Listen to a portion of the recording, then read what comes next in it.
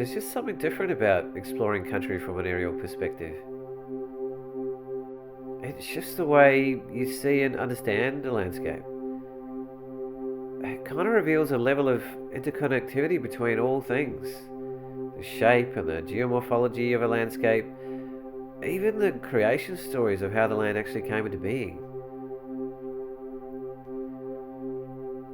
That's part of the magic of aerial photography.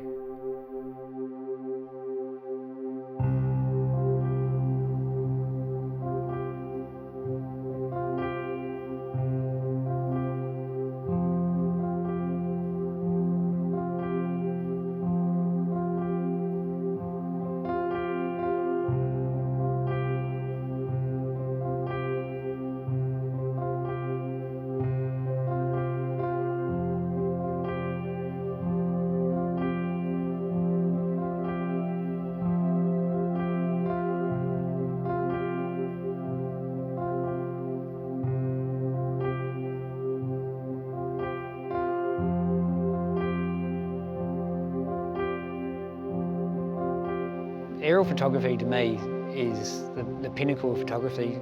I feel like I can express the landscape in a different way. South Australia has a massive diversity in landscape and it's captured so well with aerial photography.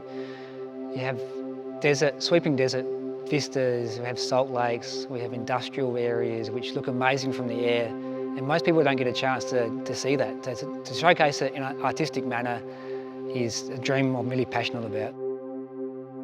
I was taking aerial photos over the last 4 or 5 years around South Australia, and I wanted to push myself a bit further.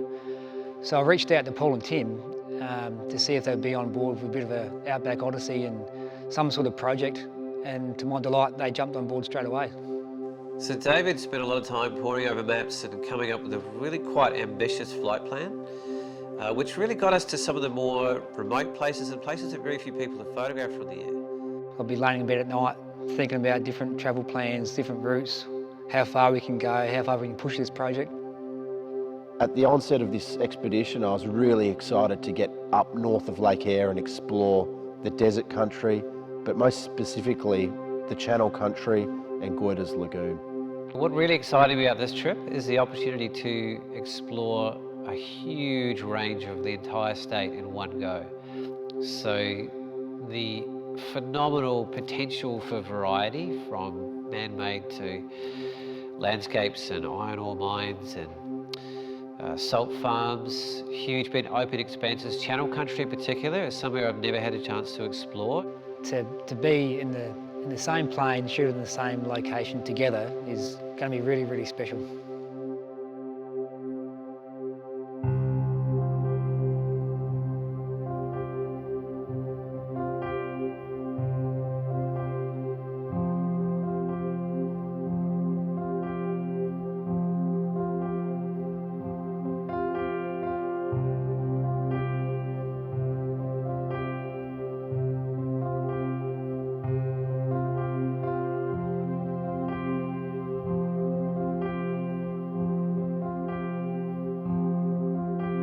We took off from Port Pirie with no real agenda other than to follow our lenses and capture how we interpret the landscape from the air.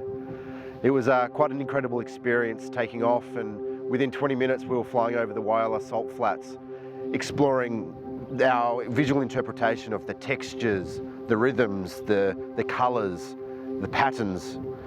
It was really quite something special. So when you approach a location, you see something that sparks your interest, and then you start pre-visualising what you're going to see. And then it's all about communication. So we're directing the pilot where to go, where to bank, to get us in the position we need to be to capture the shot as we imagine it. When you're photographing in a plane, it's really crucial that you have a strong relationship with your pilot. We were utterly spoilt with Steve. They say when you're in an aircraft, the aircraft is really your tripod. And we were really lucky that Steve was just an extension of our lens.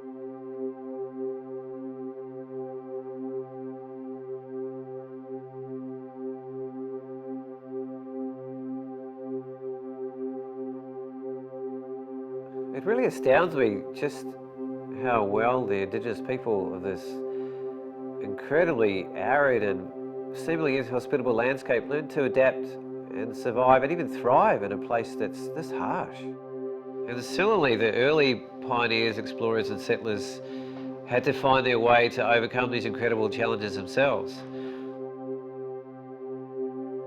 So when I saw industrial aerial photography for the first time, it really changed my perspective on the way humans have impact on the landscape.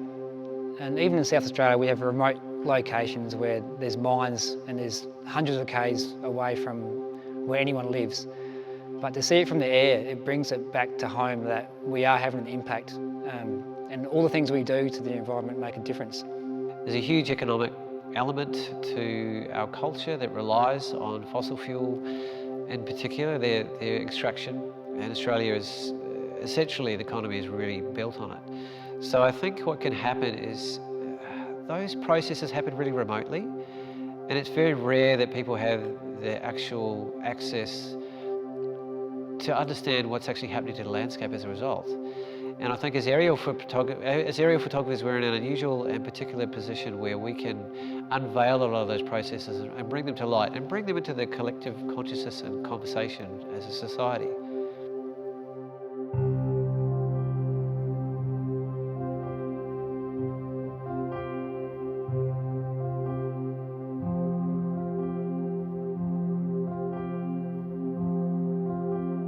We have a body of work, I feel, that will stand the test of time and create an incredible accessibility to the ancient power of this land and this landscape, this country, that few people will ever be able to experience. We're not just documenting the outback visually, we're telling a story. We're creating art which is intriguing and mysterious.